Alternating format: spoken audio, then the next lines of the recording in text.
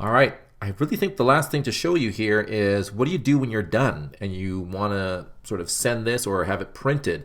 So because we're doing this full distance, we're going to have to print this over here. And then I'll be able to at least show you what that finished product looks like via camera.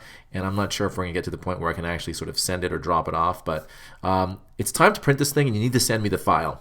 So what you're going to do is you're going to click up here the person or this icon here, or the person with the plus sign, and you're going to click on that and you're going to generate a new link and you are going to copy that link.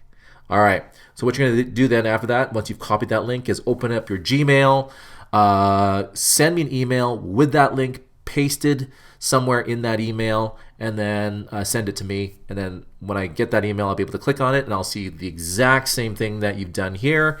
And if it looks good to print, we can print it up.